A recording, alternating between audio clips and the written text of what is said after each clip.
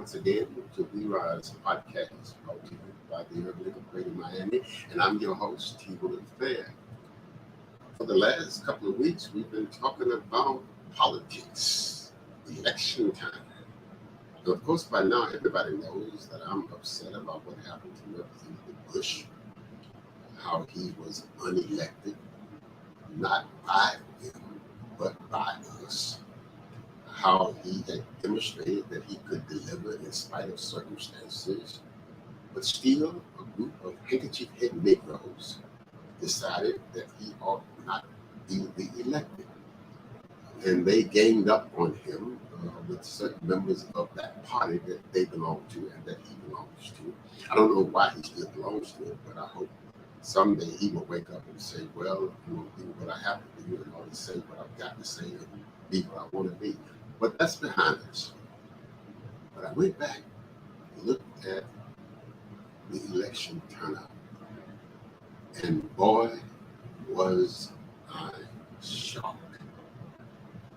We have way over 1 million plus people registered in this county to participate in the electoral process. But less than 150,000 out of well over 1.5 million people participating. And we say that it's important. We say that the elections are important to us. We, the descendants of those who marched in the 60s for voters' rights, privileges, and we now in 2020 participate in an election process that seems to be insignificant to most of us. Well, it's not been that way for all of us. I got one of my favorite people with me this evening.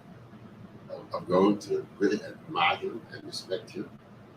I don't know how we got together. I do know that he started out being a lieutenant in one of my units and came to me and shared with me what he wanted to do with his life. And we hooked up and began to like each other, start talking back and forth.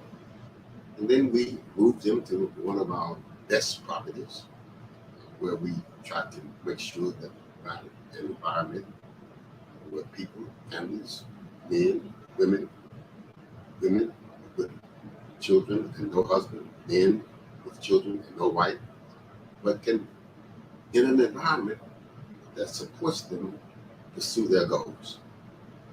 So he came, he moved, I watched him. I said, well, here he comes. He's going to run a game on me. I've been down this road before. He said, I've been to prison. I found myself. I'm going to do better. I said, okay, take advantage of it. He didn't. Praise the Lord, he didn't. And because he didn't, I put him on the front page of my book. And what did it say? After 40 years, I finally voted for the first time in the 2020 general election next. Now, what better person to talk this evening about what it says to him when there's 1.5 million people who have the opportunity to vote and less than 200,000 of them voted. Brother Gray, good to have you. Hey, how you been? Hey, You been all right? You already know, man. So what did you think about that? First off, I want to thank you for allowing me to be here, King. It's always an honor to be in your presence. You know, you are one of my mentors, and you're also somebody that did believe in me also. So that goes a long way for myself, coming from where I'm coming from. You know, and that's truly appreciated for everything that you have done, everything that I've learned, everything that you spoke into me that I took heed to. I just want to thank you, give you your flowers right now. You know, while I'm here and I'm in your presence, I thank you. I thank you for putting me on front of your book. You know, it's an honor. Like, hey man, I never even dreamed of being on the book, but hey man, I'm on the book. That's another thing. Well, you deserve it, my brother. Yes, I'm proud of you. God gets all the glory. Tell us something about your background so folks know what we're talking about. Yes, so you know, I was once one of those troubled youth. I did a lot of things that I ain't proud of growing up in Coconut Grove. I once was a menace to our community. I sold drugs, I robbed people, I did a lot of other things. I did drugs. I went to prison, for armed trafficking. I went to, they had actually locked my mom up too. I couldn't allow that to happen. So I told them, I take all the charges. Just let my mom go, so that she can go back and be with my brothers, my little sister. Anyway, she ended up staying there like about 7 months. But eventually, I ended up taking the 45 charges that she had. I went to prison, lost my whole 20s being incarcerated. How many years? I'll say 8 of the 10. So that's my whole 20s. The other 2 I probably was messing around, not doing anything. So my whole 20s was taken. I did it, so I accepted the accountability, the responsibility for that. I wouldn't change anything that I've been through in my life right now. Why? Because that has made me to the man I am today. It's made me authentic. It's took me to every walk of life. That our youth they experience. Even going into the homeless shelter, I swallowed my pride in 2017 and checked myself into Chapman. My son came with me because he's my ride or die. He's gonna always go anywhere with me. That's the same son you got with you now? Yes, sir. Yes, sir. Same son that I see you walking to school every day. Yes, sir. Yes, sir. Same son I see you hugging every day. Yes, sir. Same son. That's my only son that I have. I have 5 girls, so I have a lot of daughters, and he's the baby out of them. So I just want to be able to be the best man that I can be for him, and I want to show him like it don't matter nothing that you may have done. You can never always be perfect. You learn from your mistakes. Just make sure you don't never make that same mistake again. So if anything else happens, make sure it doesn't be the same thing that you already made a mistake about. So in life, you can make a mistake. Yes, sir. But mistakes ought not be life. No, it can't be your life. So I just want to thank God for allowing me to go through all that. And through that, through all my hardships, it pressed me to greatness. Believing that I could do something else, and being able to use my talents, which is being a people's person and getting everybody to be able to connect with each other and understand that how much power that we possess. So I'm thankful for that. But back to the voting, it's crazy how 1.5 million people are in Miami or Florida, well, and just not even 10% of those people get out and vote. 1.5 million registered, 158,000 participated in the passage. So you were excited. No, I ain't excited. 40 years, I finally voted. I finally voted, yeah. After 40 years. After 40 years, I've never been able to let my voice be heard or my vote matter. So so that's when I realized that how important our voice is. See, I know a lot of us in our urban community doesn't understand how important our voice is, how important our vote is, because that means so much. If you a lot of these politicians, they win because the community doesn't really go out and vote. Only a little percentage of the community go out and vote, and that's the same people that vote all the time. So that's why there's so many, why be so many curveballs thrown inside the politics.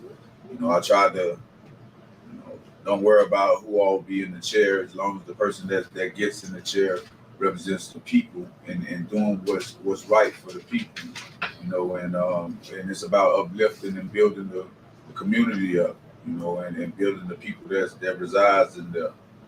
But a lot of us they portray that they are for the community, and then they get in the seat and then they're not the same. We have to understand the power that we possess, because if we, like I said, we really voted the people that's really for the people, into those positions, and hold those people truly accountable. We can really see the progress with our communities, which the slum and blight is there for a reason. Why? So that the contractors and developers can come in. But if we was able to be some of those developers and contractors of our own properties in our communities, that will help us out. So why do you think there's so much apathy in our community? Why is it that we don't vote? Everybody else votes. I mean, when you look at the turnout, everybody who just got here, they vote en masse, selfishly. When you look at what we went through to get the right to vote, the marches, the demonstrations, the lynchings, and here we are in 2022, not participating. Why? We don't care. It really don't matter to us. Because why? When we do think that we're going out and turning out to vote, the person that we assume should win don't win, or whatever. So I guess that's why we subject ourselves as people not to vote, because we feel like it doesn't matter if we do, but we should understand the power that we do. If we was all to vote, it could really be some changes made in this world. Well, why is it that others believe and we don't believe? They just got here. So why is it that they would believe in a system that they just got used to? And we were indoctrinated into it, exercised out of it, and we still don't believe? Why is that? I'm just say our mindsets. I'm gonna say our mindsets are just we slave minded. Oh, we feel like talk to me about that. I knew you would get there.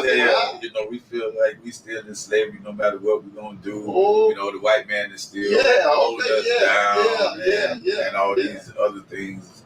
But in reality, we are the ones that's holding us down. We holding each other. We holding ourselves back. That's why we don't work together.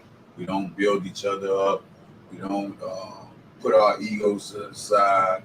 We don't dismiss our jealousy. We always have jealousy and envy. Come on, brother. And we always want to be the man. Like, why can't we all be the man? It doesn't. If you want to be the face, go be the face. Like, hey, go ahead. Like, bro, let's do this together. Tell the truth. Let's do it together, and we can really accomplish. Like I like to say, like us as the black men are the missing links, the missing pieces in our community, and we are probably the ones that really don't get out and vote. Why? We convicted felons. That's gonna be our excuse. I like to say, me too. I lost my whole 20s being incarcerated, so I got a chance to be a part of history. With Amendment 4 being passed in 2018, where 1.5 of us that was convicted of a felon are able to vote. So that means you that's convicted sitting on your couch that say that you can't vote, you can vote. Let's come out here, let's get registered, man, and get ready for November and all the other elections that goes on. But the most important ones are right here in our backyard. Those are the ones that's important to us, so we can get primed up for the president race. But what goes on in District 1, 2, 3, 4, and 5 in the city, and from 1 to 13 in Miami-Dade County, that's what's important to us. Those are the people that we need to be focused on and know each and every person that's running, and why they run, and what's their position, and really find out who they are. Because a lot of these names just pop up out anywhere, and we really don't know. But you get just so accustomed to seeing that one name or those one names on there that we vote for. Yeah, so many people in our community don't vote because they don't see any return for voting. So you come to me, promise me the world, you win, and I don't see you again. So I'm not going to pass that experience on to anybody else because it was not a positive one. So one of the things that we don't do in our community is hold people accountable. We give them our vote. They come and serenade us and make us feel good, make us feel important. And then once the election is over, they go back to treating us like niggas. Yes, sir. And we turn out the next time to do it all over again. How do we break that kind of vicious stupidity? That's a hard one. But we got to break. Yeah, we got to break it. Because if we don't, then the young men that you're working with will get caught up in that kind of vicious cycle. And they then will begin to disbelieve. Well, ain't no sense in me doing this because I don't see the return for it. So how do we begin to say that if we give you our vote, we expect you to give us something in return? And if you don't give us what we know that you can give us, don't come back again and say, I couldn't do it because they wouldn't let me. How do we break that kind of cycle where we get used? Because we're being used, and a lot of folks in my community didn't go out and vote this time because they never got anything in return for doing it. So I would say, man, you gotta apply pressure. Absolutely. You gotta apply pressure. You gotta go down there. There's power in numbers. I love to say the power of the people is greater than the people in power. So if we can mount up and understand that Power of the people is greater than the people in power. Yes, sir. So remember that one. Yeah, the power of the people is greater than the people in power. Remember that one. Unity is more powerful than an atomic bomb, and then the greatest of them all is stand for something, or we're gonna continue to fall for everything. So that's the key. Like, we got to stand for something. Stand for what's right. Stand for us building up our communities, tell them what we deserve, and stop being complacent and being crumbs, and getting fed crumbs. Things like that. Like, we have to mount up. We have to go down there to the city, to the county, wherever it is, and apply pressure. That's what's going on. So you have to also be willing to punish people who don't keep their promises. Too often, we can say that a lot of our not participating is that they came to us and said that if you vote for me, you will be free. And we voted for them because we wanted to be free. Free of what, though? Free of us. Because we're our worst enemy in this whole process. But we can promise you that you're going to be free. We can promise you that you're in the mess that you're in because somebody has put you in that mess. So if you vote for me, I'll get you out of the mess. And then when I don't get you out of the mess and you vote for me, I'll vote for you again, or I just give up on the system. So how do you and I convince folks to make the right decisions as to whom and when they should vote?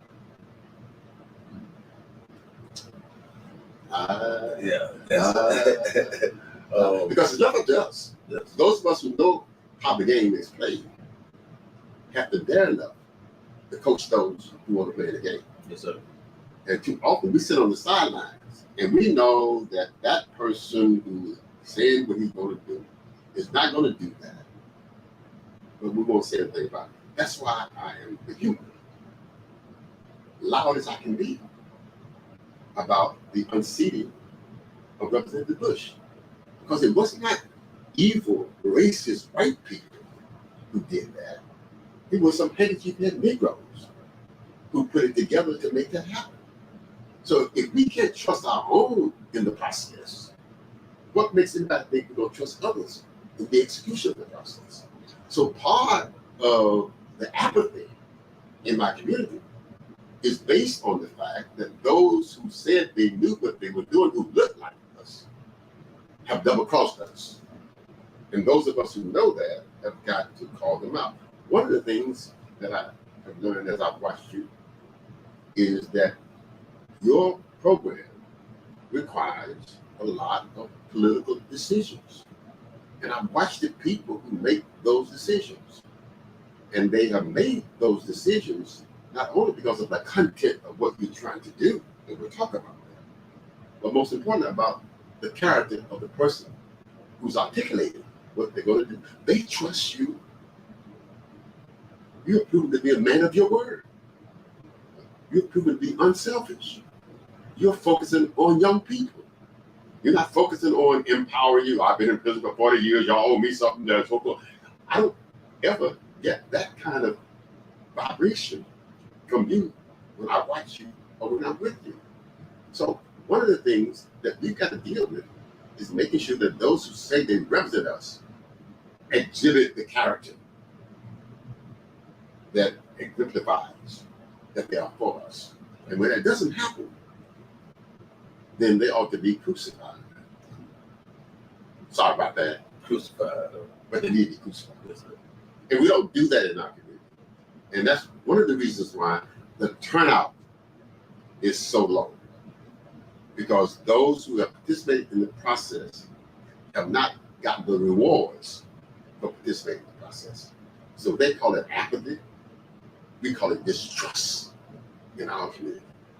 And until that changes, things are not going to get any better.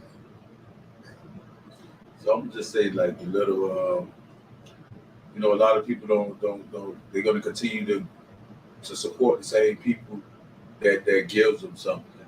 And as long as you can get bird fed and you're happy with getting something, you're gonna stay where you are. It's hard, to go against, stuff that's proven. With Mr. Bush, I really don't. I can't explain that. It's just a lot of things that goes on behind the doors, I guess, that people didn't like. So I don't know. Well, it's very clear. Let me explain to you. He was the most productive representative, regardless of color, for South Florida. He was a Democrat person who understood how to deliver, just as you understand how to deliver. He understood how to deliver without compromising in the principles, values, or ethics that guided his life. He, in doing so, uncovered the apathy and the dishonesty and gave rise to the jealousy of others who looked just like him. He also, by virtue of the fact that he understood that politics is based on access. Politics is based on relationships. And we're going to talk about that because that's why you've been effective in what you're doing now. That you build relationships of respect and trust. You manage your word. You're not articulating something just for me. I've been in prison all my life. Y'all owe me something. Give it back to me. You're not using it on people. People understand the value of what you're trying to do, and they want to be part of it because you're genuine. That's the kind of person you are. Now, when you have a political process where we participate based on what we think others are going to do for us or do against us, then if you don't do anything but complain, as those Haitian Negroes did, then you begin to uncover them.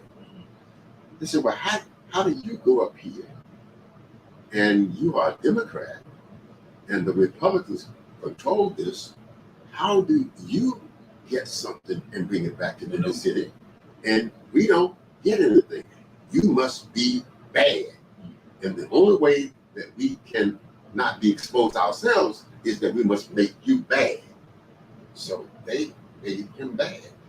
Then the other party, which is called the Democratic Party, which is controlled by white males, knew that if they allowed Bush to demonstrate that in spite of who was in power, he could have access to that power, then he was going to lose those Haitian Negroes who belong to the Democratic Party. So let us kill him. Sends the message. If we kill him, then I don't have to be anything but a Haitian Negro. And if we kill him, then that says to all other Negroes who are thinking about being like him, don't do that because we would kill him. So you have learned how to pursue and achieve your goals by being honest and forthright. And I've seen you work the political process by being able to say, here I am, here's what I'm doing. But you always put forth the children that you're working with. We don't ask sympathy. Well, y'all know I've been in prison. Y'all need to help me. All this time for y'all help us black folks. You have a mission that is genuine. We feel it when you come into the room. You articulate it well. And because of that, those who make those political decisions not only want to be part of what you're doing, but they trust you. So, you know, yeah, relationships is definitely something that's, you know, you have built on trust. Yes, sir. Built on and respect. Respect, yes, yes. Not fear, not manipulation. You're not trying to con anybody. No. What's that? You know, give me $5, you know, and I'll be all right. I'll get out your office. You know, give me $10 and I'll walk down the street. Give me $15 and I'll let you kiss my children. I mean, we got some crazy folks that will do anything, you know, in this political process. And people see that. And when people see that, they're not going to turn out. Yeah. They're not going to turn out. People are tired of being used. There's one thing to be used by somebody that you already know wants to use you. It's absolutely diabolical. Crushing to be used by somebody that you trust. So that's the hardest. That's the hardest thing in the world. So how do you navigate that kind of terrain? You've been to prison, all this other kind of stuff. You got children separated. How is it that you're now able to take this program? Tell us about that program that you're now able to. So this is Encouraging Dreamers, Breaking Barriers. It's a second chance youth escape program where we teach our youth to dream the impossible, while God showed them that it's possible. And then we're breaking down all the barriers that's in front of us. Those buts, our kinks, those whats, those white folks are all self-inflicted barriers that we put in front of ourselves. Because the Bible tells us that we can do all things through Christ that strengthens us. But you got to believe that you, in the power that you possess, you got to believe that you are created in the unique individual, that God gave you multiple gifts. So our goal at the EDB All-Stars and the Encouraging Dreamers Breaking Barriers is to tap into our youth gifts, to show them what it takes to be successful, to give them the tools that they may need to continue to thrive in this world. We, as we came together, we created a car wash initiative that is a safe haven for youth all throughout Miami-Dade County, where we pay our youth $15 an hour to wash vehicles.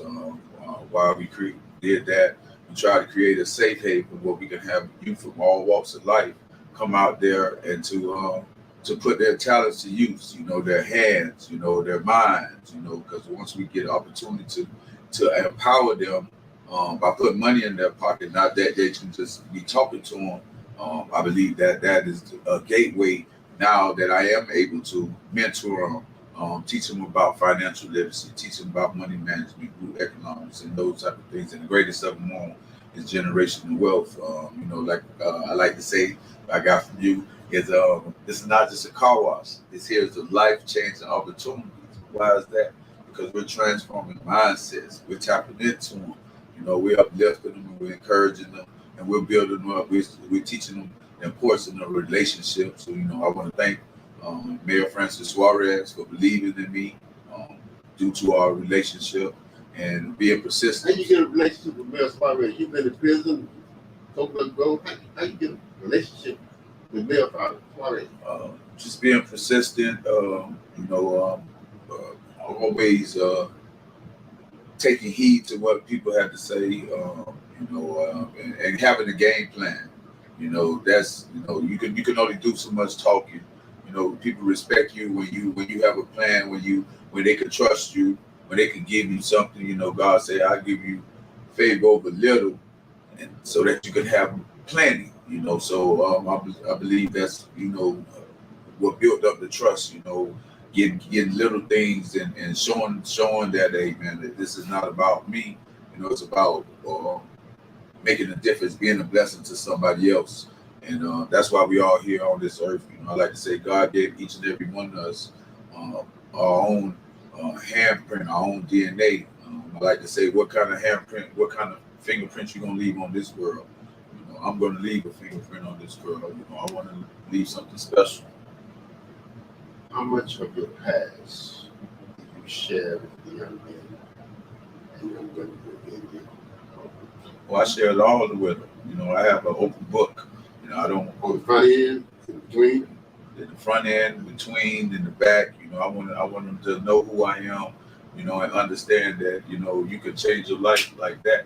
You know, it's all about how you think. You know, transformation of the mind is the key. You know, you can Praise the Lord. you free. You know, and it's about your mind being creative because God is always talking to you. He's always being telling you to be creative with something. You know, life is about dreaming, but the people that become successful are the people that put those dreams into action. And putting those dreams into action is having faith.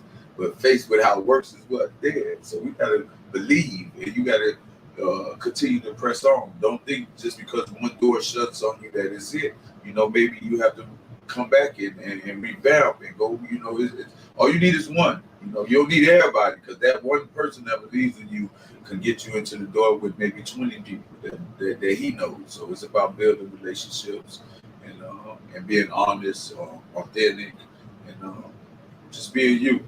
You know, don't try to change up. Don't try to be bought. Don't try to be sold on somebody trying to change you from being who you are. Because if you change up to be who they want you to be, then you never be yourself. Nobody will never get a chance to see who you are, what you're capable of doing. So, went to prison, got out of prison, and you keep talking about this unique experience with God. Where did this come? Oh man, I always believed in God, but my unique experience I want to say is when in 2017, is when I lost everything, and I had only one way to go, and I had places I could have went at, but I heard that voice, and he told me, he said, go on to Chapman, and I was like, huh? Like, I go to Chapman, so my fiance that is now, she thought it was crazy. Everybody thought it was crazy. Like, she's like, yo, listen, I'm going to a homeless shelter. I'm going in here. I didn't know why, but he wanted me to go in there. He wanted me to be able to experience, everything. So when I'm talking to a homeless person, I can feel how it felt to be like that. When I'm talking to a drug dealer, I can understand how it be like that. When I'm talking to somebody that's robbing, I know how it is like that. When I'm talking to, just going on and on, I know how to relate to everybody, and I think that's been my gift. That's been my special gift is just being able to be authentic, being able to be myself, and I'm very forgiving. That's what it's all about. You must be forgiving to other people, no matter what they've done to you, because that forgiveness is not for them. It's for you. It's for all the things you've done wrongfully in your life. So if you're not forgiving for somebody if they did something to you, what you think God gonna do when you walk in front of Him? He gonna say, "Well, you ain't forget this little lady for whatever, or you ain't forget that person for whatever." So I can't forgive you. Not going about your business. So I must be, being able to forgive anybody. And the Bible tells us 70 times 7. So that means every day that I wake up, even if I dislike you, I must be forgiven too. Forgive you. Because I must die daily to myself so that I can be better than I was yesterday. So tell me, how do you actualize that with the young people that you work with? It's a great story, and I know it's real. But how do you get that over to the young people? I just, we have our meetings. Okay. We have our different. So this is not just a normal car wash. No, let's talk about that. That's what I'm saying. Yeah. Car wash and I go, you don't be talking about this guy. Yeah. Now we have our meetings daily.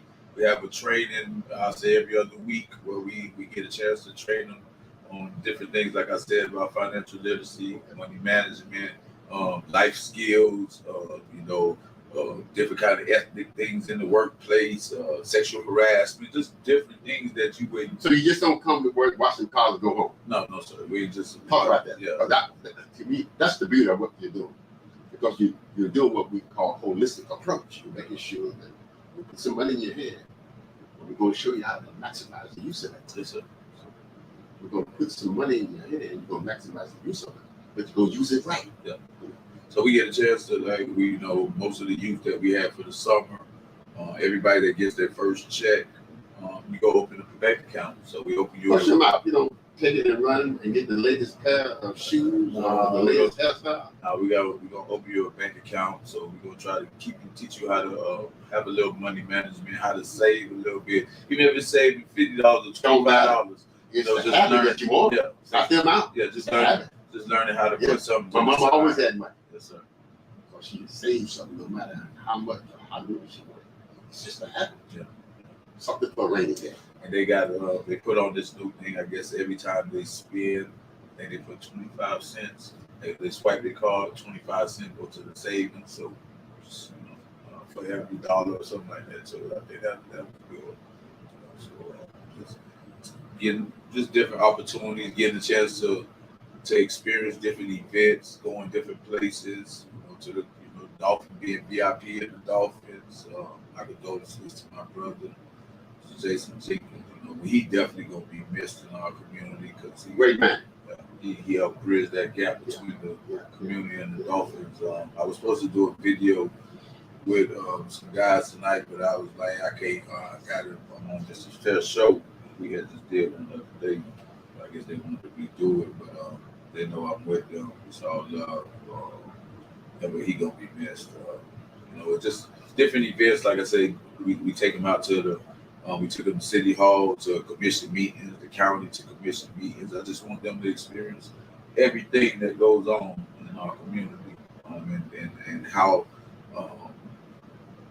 just the commissioners, what they do at the commission meetings, how they go back and forth with each other about stuff that goes on in our community, about things that they're going to build. So anything that we want to learn, we have to start going, and even if you don't understand what's going on, just don't live and start hearing.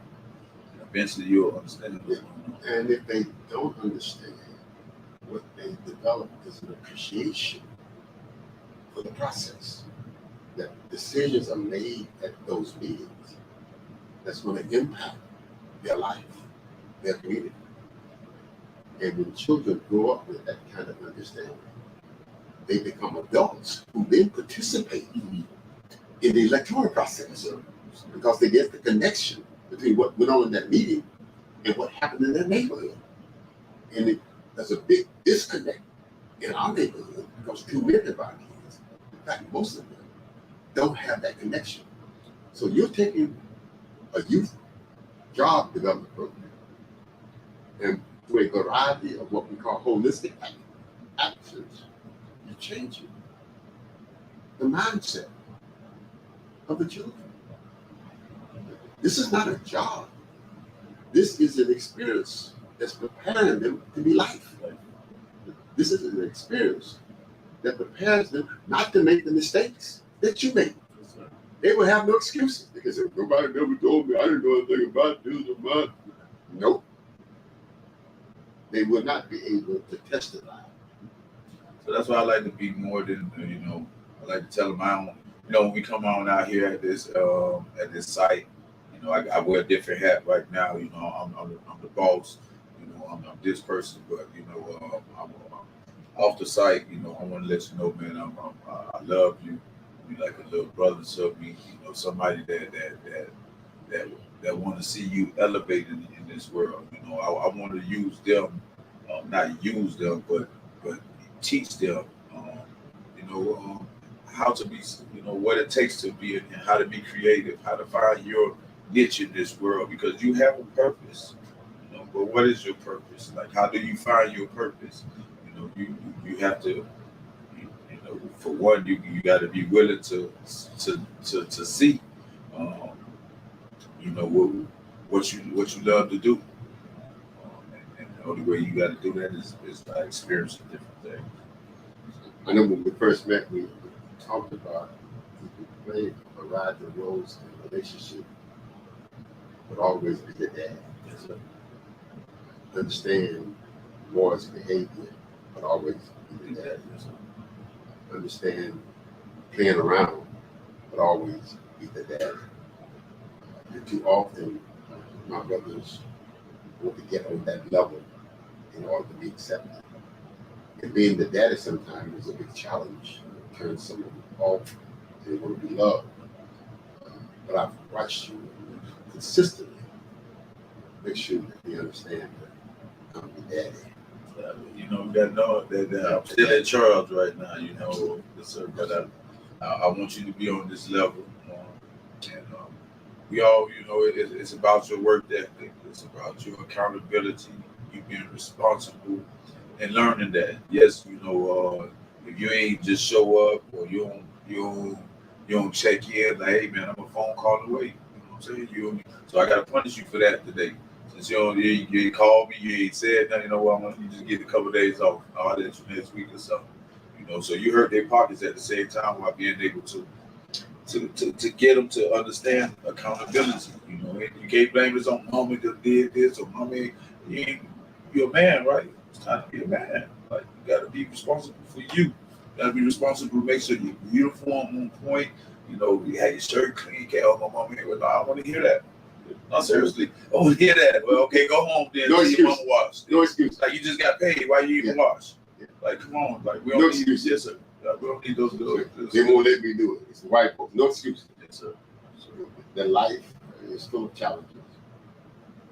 And you can no longer just blame what others won't do. Yeah. It's about what you will not do. It's also about being forgiving and understanding. One of the things that's really impressed me is I met your father. Oh, yeah. And we talked about that relationship. I was really impressed.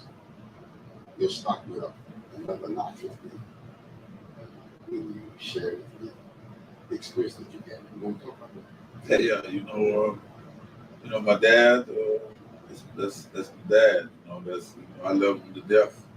You know, you know, growing up, you know, he was gone. He was missing. Like a lot of our dads, you know. Man up. Yeah. You know, got caught up. You know, and just can't recover. You know, it's hard to recover when you know when you trying to escape all the time instead of, you know, facing up. And all around you is the same. Yeah, everything's the same. Like you gotta face up to reality. You know, and you know, my dad wasn't in my life for so long. You know, for most of my life, but you know, starting this mission, you know, God said, "I can't you save the world and forget about your own." And right then, you know, I thought about when I found my dad over there in Okalaka, you know, and it's a zone. And I brought him along, you know, asked him if he wanted to be a part, trying to, you know, tap into his mindset and just, you know, want him and trying to be the daddy to him. That's funny. To make him want to be, you know, see something different. You know, sometimes it could be it's challenging, but you know, I signed up for it. So you know, I'm thankful just that, you know, be able to share some time with him now. I can't do nothing about the past. No, whatsoever. No, you know, it's about right now. It's more about, you know, my kids being able to say, hey, it's granddaddy coming over there. When I see granddaddy, you know, I see granddaddy over here. So, you know, back they wasn't able to say that for a while, you know, and I could. So that's what the special thing is. When I met him, I just could feel the sense of calmness that he had and the sense of happiness I saw all over his face. No matter what the past was, he was looking beyond that at this point. Your stock will be up another 100 knots.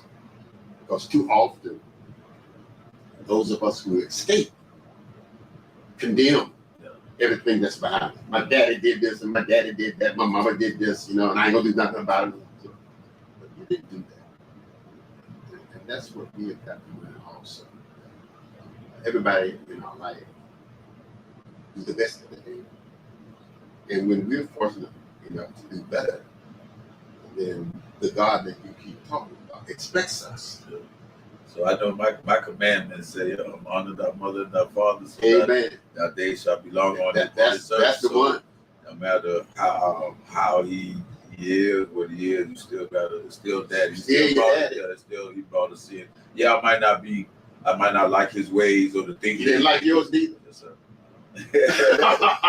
Let's don't get on the high horse. He didn't like yours neither. Yes, Somebody didn't like yours. Too often that's missing in our community. That's why our mental initiative is so important. It don't have to be your blood daddy, but it has to be somebody that cares unconditionally.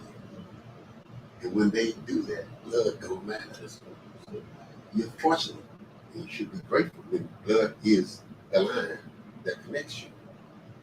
But one of the things that's really important is that as you work with these young men, you're demonstrating once again that your past does not control you. You control you. And that you can make mistakes. Others can make mistakes. But your life should not be a permanent mistake. So you know, the funny thing, I end up, God just dropped in my spirit, but you know, when we're coming out the womb, when we're a baby, you know, how many times do we fall down before we start walking? Yeah. Or just look at the life journey that you do from when you come out the womb till you start learning how to sit up, till you start learning how to crawl. You know, and then you start standing up and falling down. Fall up. But you never quit. No, you never Until quit. you get it right. Get it right. And then you say, Mama, and the look folks here. around you don't let you quit neither. They don't. When you fall down, they'll get up, the baby done fell down. No. They make you get back up and try it again. Look, Mama, I didn't fall down again. That's right. Until you get it right. And then even when you think you got it right, you still ain't got it right. You're gonna fall down. It's about what do you do when you get back up, you know, and how do you get. So most of us fall down and we don't understand what to do to get up, you know, and we just get stuck right there. So, you know, if you just pull yourself up out of there, or if somebody give you a hand and help pull you up out of there, you gotta go, just keep going, get up. So tell me about the latest contract with the city. Well, it's the Miami-Dade County. Just was blessed with we got subcontracted out, so you know we're able to do the county vehicles for a 5-year contract. Say what? 5-year contract. So that's exciting. A 5-year contract with the county vehicles to do all the county vehicles. And how many vehicles does the county have? They have over 15,000 vehicles. Actually 15,246 vehicles. They got 17 different departments in the county that all have a lot of vehicles. So, you know, but my biggest one that I would love the opportunity and can't wait to start is with the police department, bridging the gaps between the community and the police. I like to say you once put us in the back of your cars. Now we get the chance to wash your cars. That's going to be exciting. That's going to be something that's going to really be different. You know, being able to do those vehicles. How many young people are going to be involved in this program? Right now we have, I'm going to say 15 that are permanent employees. You know, for the summer we had 25 youth that was a part of the program, so that brought us to 40 altogether. Our goal is to really hire 50 youth permanently throughout the county, you know, in every district. But we're working on that. Hopefully we get there real soon. I leave that in God's hands, in His time and with His permission. Everything will be right, just the way that He wants us to, just the way He wants. No doubt about it. No doubt about it. And I'm proud of you. Thank you. I'm glad you gave me an opportunity to be part of it. I'm glad you brought it up. I'm part of all that. Because what you're doing is what we articulate daily. We believe that it can be done. We believe that if the children that we serve see it being done, then they will do it, we believe that if you play the process, the process of the play, you get the kind of return that you need. So we start out talking about politics, and lack of participation, what I have in this room. But we end up understanding that it all is politics. And at the end of the day, it's formal politics and it's informal politics. And you've been able to mesh the two of them. And I believe that success is going to be continuous part of what we're doing. So I'm proud that you let me be a part of it. And I thank you for coming to be with me this evening and not going to be with the Dolphins. It's my honor. It's my honor. But what we have talked about is clearly what we should be talking about. We started out talking about the lack of inactivity in our own community as it relates to the political process. There are a variety of reasons as to why that has occurred. But I think we have connected up to the real reason, and that is that people don't believe that anything is going to change anticipated. This will not be the case with my guests this evening. The young people who are going to be connected with them over the next years clearly understand that if you got a plan, if you have integrity, if you act the way you're supposed to act to get what you're supposed to get, do what you're supposed to do when you're supposed to do it, then things can become better. And when things get better by doing what you're supposed to do, you will then go vote because you know that you can expect things to get better. So here at We Rise, we believe that we've got a gem in my guests who voted for the first time in 40 years. We believe that in spite of circumstances, you can achieve. Thanks very much for being with us. We'll see you next week.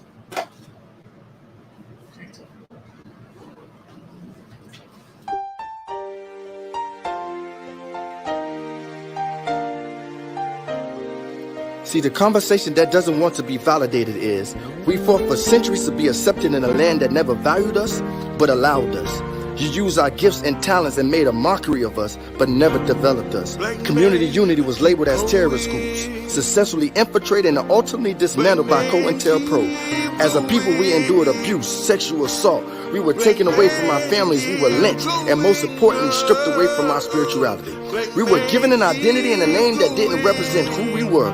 Through all the years of trauma, we still rise. We push through the educational barriers that was not afforded to us. See, they don't understand there's no stopping our progress. Despite of, we got to keep going. Through the police brutality, through the broken system that incarcerated people of color at a higher rate than any other race. We got to keep going. My kings and queens, look at us. They can't stop our progress. We've been tested and arrested and stamped on for most of our lives. Been beaten, mistreated, and murdered, unjustified. Black men, keep going. Keep going, keep growing. Resilient man, keep showing up. Your presence is the potion. Your focus is the target. Magic man, keep sowing seeds into your future. Don't bargain with the beggars brought in. Make them binge watch your growth from the sideline. Big energy, keep choosing to be chosen. Keep the gift, take it off safety. Wave it in their faces, keep elevating without permission.